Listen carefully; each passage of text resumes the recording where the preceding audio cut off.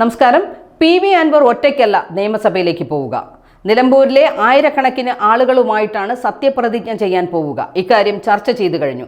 ചിലപ്പോൾ കാൽനടയായി ഒരാഴ്ച എടുത്തായിരിക്കും പോവുക. അങ്ങനെയും ആലോചിക്കുന്നുണ്ട്. ഇത് സംഭവിക്കും. അമിതമായ ആത്മവിശ്വാസമൊന്നുമല്ല. അത് ജനങ്ങളെ എനിക്ക് അറിയാവുന്നത് കൊണ്ടുള്ള ആത്മവിശ്വാസമാണ്.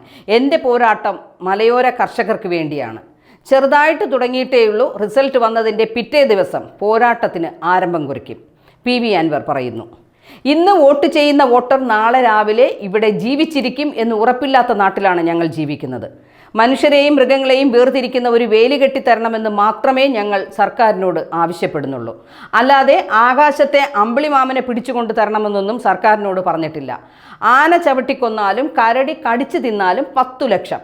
ഒരു മനുഷ്യജീവന് പിണറായി വിജയൻ വിലയിട്ടത് 10 ലക്ഷം രൂപയാണ്. എന്നാൽ അദ്ദേഹത്തിൻ്റെ മരുമകന് വെറും 2 മിനിറ്റിനുള്ള റീൽ ഉണ്ടാക്കാൻ വേണ്ടത് 9.9 ലക്ഷം രൂപയാണ്.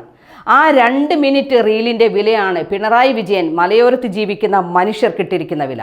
ഈ ജാതി സഖാക്കളെ നിലമ്പൂരിലെ ജനങ്ങൾ ആട്ടിവിടാൻ പോവുകയാണ്, പി.വി. അൻവർ പറഞ്ഞു. അതുപോലെ തനിക്ക് ലഭിക്കുന്ന വോട്ട് 75,000-ലൊന്നും നിൽക്കില്ലെന്നും 2 ദിവസം കഴിഞ്ഞ് കാണാം. CPM മുതലാളി പാർട്ടിയായി മാറി.